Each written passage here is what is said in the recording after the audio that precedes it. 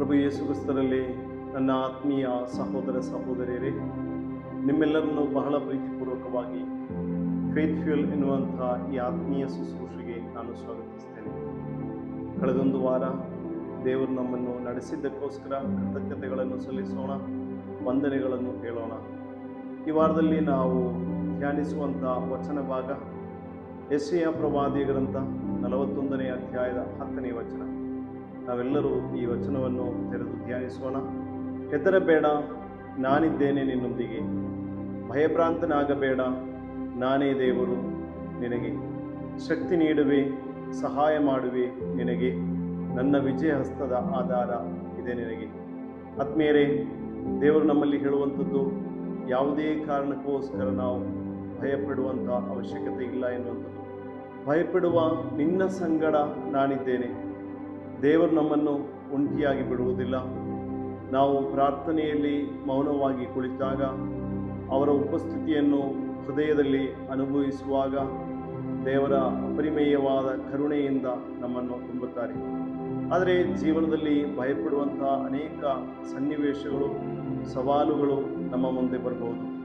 ಕಾಯಿಲೆಗಳಾಗಿರ್ಬೋದು, ಭವಿಷ್ಯದ ಬಗ್ಗೆ ಇರುವಂಥ ಚಿಂತೆಗಳಾಗಿರ್ಬೋದು, ಮಕ್ಕಳ ಬಗ್ಗೆ ಇರುವಂಥ ಚಿಂತೆ, ಅನಾರೋಗ್ಯದ ಸಂದರ್ಭಗಳು. ಇಂತಹ ವ್ಯವಸ್ಥೆಗಳಿಂದ ನಾವು ಮುಂದೆ ಹೋಗುವಾಗಲೂ ದೇವರ ವಾಕ್ಯ ನಮಗೆ ನೀಡುವಂತಹ ಬಲ, ನೀನು ಭಯಪಡಬೇಡ, ಯಾಕೆಂದರೆ ನಿನ್ನ ದೇವರಾದ ಸರ್ವೇಶ್ವರನು ನಿನ್ನೊಂದಿಗಿದ್ದಾನೆ. ಎರಡನೇದಾಗಿ ದೇವರು ನಮ್ಮಲ್ಲಿ ಬೋಧಿಸುವಂಥದ್ದು, ಧೃತಿಗೆಡಬೇಡ. ನಿನ್ನ ದೇವರು ಸುತ್ತಮುತ್ತಲೂ ಇರುವಂತಹ ಪರಿಸ್ಥಿತಿಗಳು ನಮಗೆ ವಿರುದ್ಧವಾಗಿ ನಿಲ್ಲುವಾಗಲೂ ನಾವು ಧೃತಿಗೆಡುವಂಥದ್ದು ಸಹಜವಾಗಿದೆ. ಆದರೆ ದೇವರು ಹೇಳುವಂಥದ್ದು, ನಮ್ಮನ್ನು ಸೃಷ್ಟಿಸಿದ ದೇವರು ನಮಗಿಂತ ದೊಡ್ಡವರು, ನಾನೇ ನಿನ್ನ ದೇವರು ಎಂದು ಹೇಳುವ ಮೂಲಕ ಅವರು ನಮಗೆ ನಮ್ಮ ಮೇಲಿರುವ ಹಕ್ಕನ್ನು ನೆನಪಿಸುತ್ತಾರೆ. ಅವರು ನಮ್ಮನ್ನು ಕೈ ಬಿಡದ ಕುರುಬರಾಗಿದ್ದಾರೆ. ದೈವಿಕ ಬಲ ಮತ್ತು ಸಹಾಯವನ್ನು ದೇವರು ಈ ವಚನದಲ್ಲಿ ವಾಗ್ದಾನ ಮಾಡ್ತಾ ಇದ್ದಾರೆ. ನಾನು ನಿನಗೆ ಶಕ್ತಿಯನ್ನು ನೀಡುವೆ, ನಿನಗೆ ಸಹಾಯವನ್ನು ಮಾಡುವೆ. ಇದು ದೇವರ ವಾಗ್ದಾನ. ದೇವರು ನಮ್ಮ ಮೇಲೆ ಇರುವಂತಹ ವಾಗ್ದಾನವನ್ನು ಈ ಕಾಲಘಟ್ಟದಲ್ಲಿ ನೆರವೇರಿಸಲು ನಮಗೆ ಇಚ್ಛಿಸೋಣ. ದೇವರು ನಮಗೆ ನೀಡಿದಂಥ ದೊಡ್ಡ ಆಸ್ತಿ, ಸಂಪತ್ತು ಎನ್ನುವಂಥದ್ದು ದೇವರಲ್ಲಿ ನಮಗೆ ಆಶ್ರಯಿಸಲು ಸಾಧ್ಯವಾಗುವಂಥದ್ದು. ಆದರೆ ನಮ್ಮ ಸ್ವಂತ ಬಲದಿಂದ ಅನೇಕ ವಿಷಯಗಳನ್ನು ಮಾಡಲು ನಾವು ಇಚ್ಛಿಸುವಾಗಲೂ ಕೆಲವೊಮ್ಮೆ ನಾವು ಅದರಲ್ಲಿ ಸೋಲುಗಳನ್ನು ಕಂಡುಕೊಳ್ಬೋದು. ದೇವರ ಬಲದಲ್ಲಿ ನಾವು ಅದನ್ನೆಲ್ಲ ಎದುರಿಸಲು ಸಾಧ್ಯವಾಗ್ತದೆ. ಸಕ್ರಿಯವಾದ ವಿಶ್ವಾಸದೊಂದಿಗೆ ಪ್ರತಿ ಹೆಜ್ಜೆಯನ್ನು ಇಡೋಣ. ನೀತಿಯುಳ್ಳ ಹಸ್ತದ ರಕ್ಷಣೆ, ದೇವರ ನೀತಿಯುಳ್ಳ ಬಲಗೈ ನಮ್ಮನ್ನು ಎತ್ತಿ ಹಿಡಿಯುತ್ತದೆ.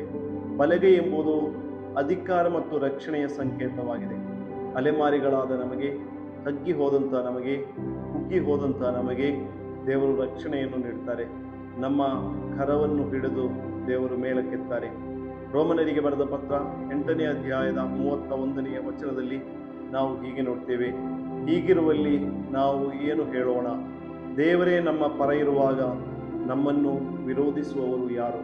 ಹೌದು ಆತ್ಮೀಯ ಸಹೋದರ ಸಹೋದರಿಯರೇ, ದೇವರು ನಮ್ಮ ಜೊತೆಗಿರುವಾಗ ಯಾರಿಂದಲೂ ನಮ್ಮನ್ನು ವಿರೋಧಿಸಲು ಸಾಧ್ಯವಿಲ್ಲ.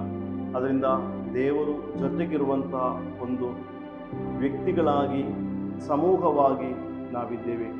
ಈ ಆಶ್ರಯದಲ್ಲಿ, ದೇವರಲ್ಲಿ ಆಶ್ರಯವನ್ನಿಟ್ಟು ಈ ಒಂದು ಚಿಂತೆಯಲ್ಲಿ, ಧ್ಯಾನದಲ್ಲಿ ಮುಂದೆ ಸಾಗೋಣ. ನಮ್ಮೆಲ್ಲ ಪ್ರವೃತ್ತಿಗಳನ್ನು ದೇವರ ಕರಗಳಿಗೆ ಒಪ್ಪಿಸೋಣ. ಸರ್ವಶಕ್ತನಾದ ದೇವರು, ಸ್ವರ್ಗದಲ್ಲಿರುವಂತಹ ದೇವರು, ಅತ್ಯುನ್ನತನಾದ ದೇವರು ನಮ್ಮೆಲ್ಲ ಕೆಲಸ ಕಾರ್ಯಗಳನ್ನು ನಿಶ್ಚಯವಾಗಿ ನಡೆಸುತ್ತಾರೆ ಎನ್ನುವಂಥ ವಿಶ್ವಾಸ ನಮ್ಮದಾಗಿರಲಿ.